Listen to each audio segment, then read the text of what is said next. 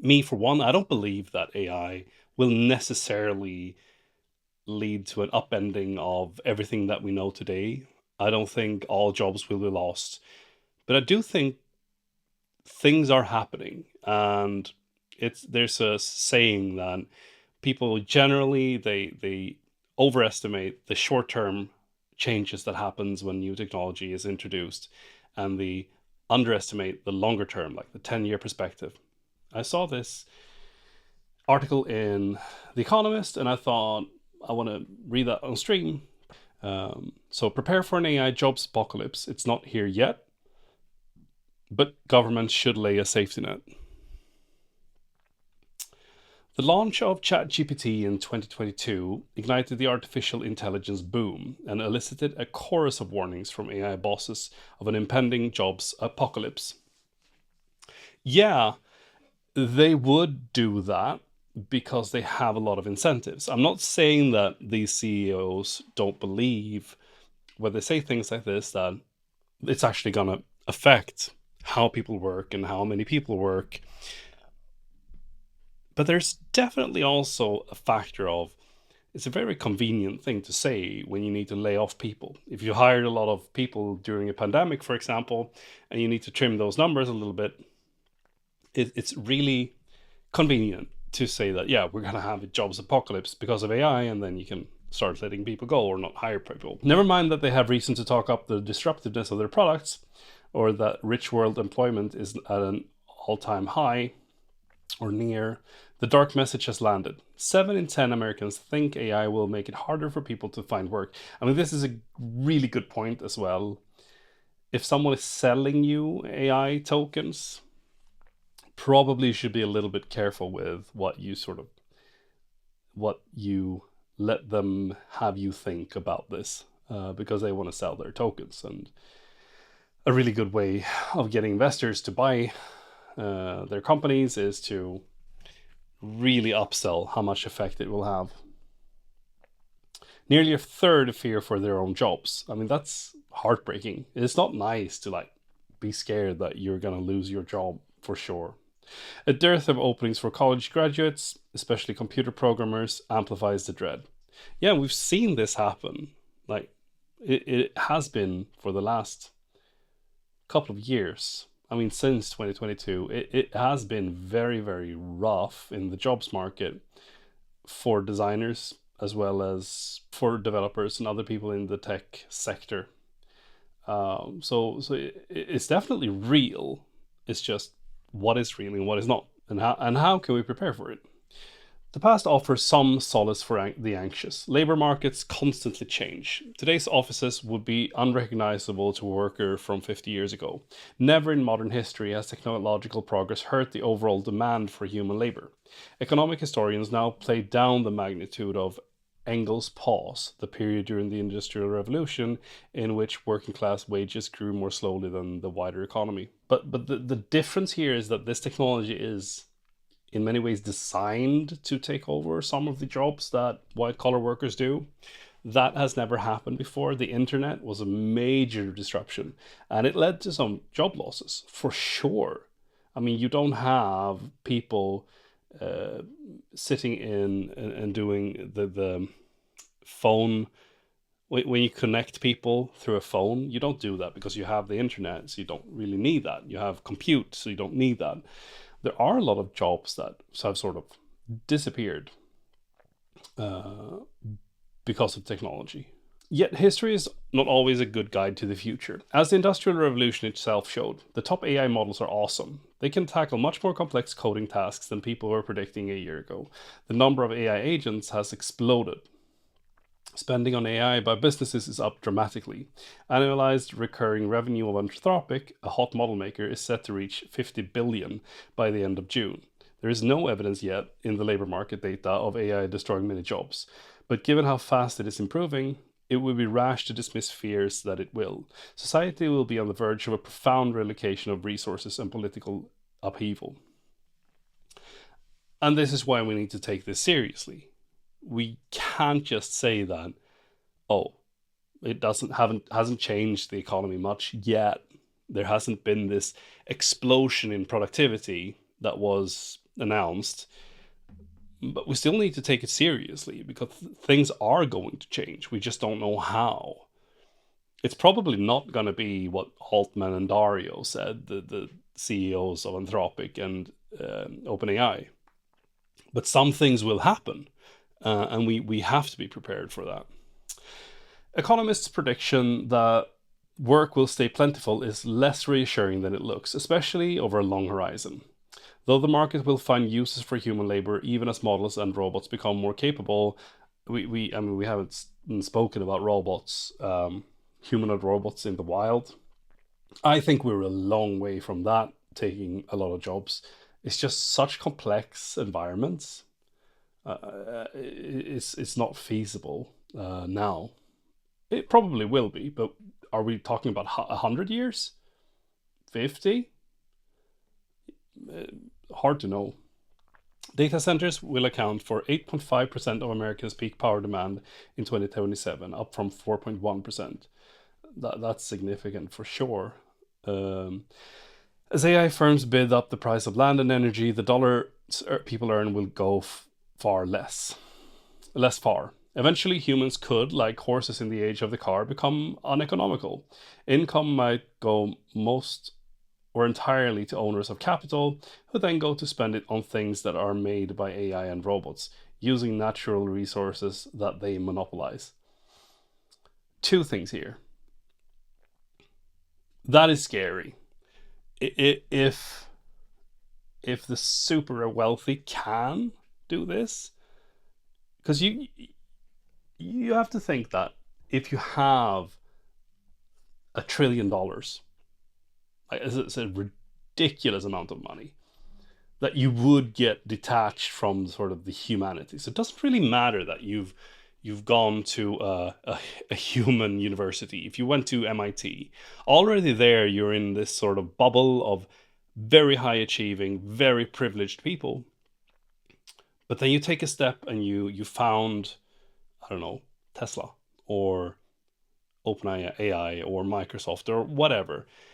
You have to think that you would become a little bit detached from just people in general, but even from other really smart people at MIT. And if they can get to this future where capital is even more valuable and human energy and input is less valuable, then that is probably reasonable. But I want to go back to this. If we get to this point where humans become uneconomical, what would that look like in terms of data centers and GPUs? How many GPUs and how much energy would you have to put into this in order for us to get there? Because I saw somewhere that we've had a growth in GDP by 3% or something. No output from companies, like a very tiny amount. It's not 100x as you might be led to believe if you look at LinkedIn or X at what people are doing. It's a couple of percent. So how much would we have to scale that up in order for it to make people uneconomical? I would assume that it's a lot. So yeah, I think we're a bit from that. This dystopian possibility is behind Silicon Valley's admonitions that state intervention and perhaps a basic universal income will be necessary. That remains a long way off, if it ever happens, but governments may have to act sooner, for if you do not need a cataclysm to stoke popular fury, perhaps 2 million Americans lost their jobs between 1991 and 2011, owing to China's entry into the global trading system. That is no worse than a typical month's layoffs in Americans' churning labor market, yet the China shock helped propel Donald Trump to office and led to the highest tariffs since the 1930s. So basically what they're saying here is that just because you have this very clear reason for layoffs, then that makes it so that politics can take advantage of that. It makes sense. So that's something to be careful of. The white collar employees threatened by AI have more political and social clout than factory workers hurt by Chinese competition. Even a small number of layoffs could provoke a backlash against the technology. Furious opposition to new data centers is a hint of what may be to come.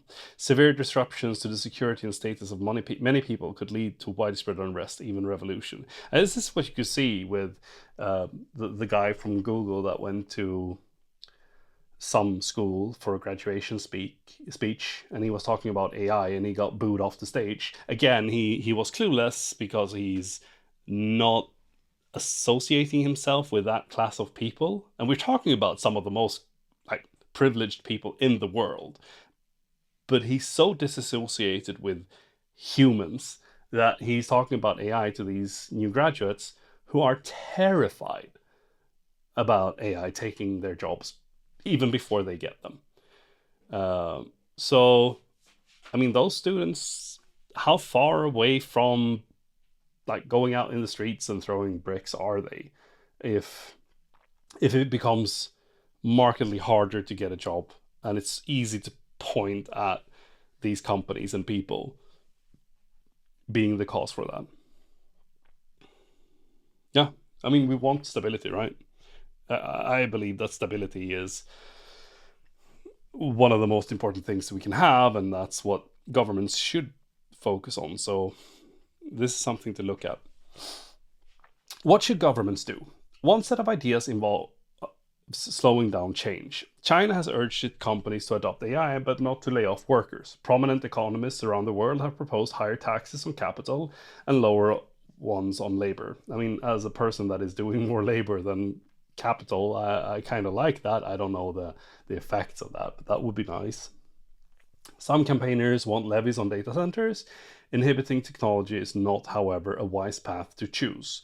Humanity is likely to reap enormous benefits from AI, not just greater wealth, but progress fighting disease and slowing problems such as climate change and poverty. Had the Luddites stopped the automation of textile mills in the early 19th century England, the world would be far worse off today.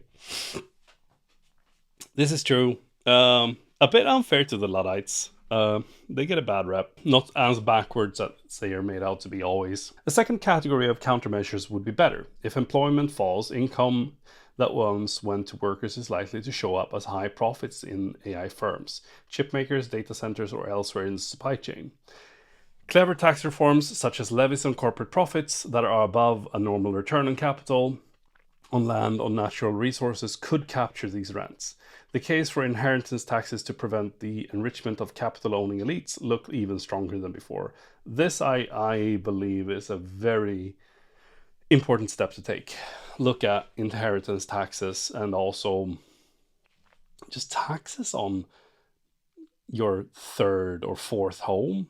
Maybe that's something to look at. I'm not an economist. I don't know anything, but it could work. I don't know. If just look at the second order effects of that, and it could be good. At the same time, governments could help workers adjust. Public wage insurance, which smooths out falls in income after job losses, can help workers find better opportunities, and so can eventually pay for itself. Denmark's active labor market policies, in which the state helps people find and train for new occupations, have improved to cut spells in unemployment. I mean, the Danish job market is really cool. It's really cool. Compared to Sweden, where I'm living, it's very easy to change jobs, and you still have that sense of security that is very normal in the Nordic countries, but without the stagnant feeling of like no one moving. These ideas could make the economy more efficient and fairer, regardless of AI. They would satisfy voters facing disruptions and uncertainty. Would they satisfy voters facing disruption and uncertainty? In a populist era, technocratic reforms are a hard sell. Past efforts to help workers adjust to trade liberalization failed to stop the China shock backlash. In an all AI workforce, humans will need help surviving, not adjusting. Hence, a last set of radical ideas, such as the partial nationalization of AI firms. This week, confusion over South Korean presidential advisors proposed citizens divided from AI businesses funded by excess tax revenues helped to send the local stock market down by 5% before it recovered. In America, politicians murmur about giving citizens shares in AI companies via Trump accounts. In economic terms, there is little difference between a well-designed tax system and a government stake in the private sector. And countries without AI giants will have to rely on taxes rather than seizing shares in foreign companies.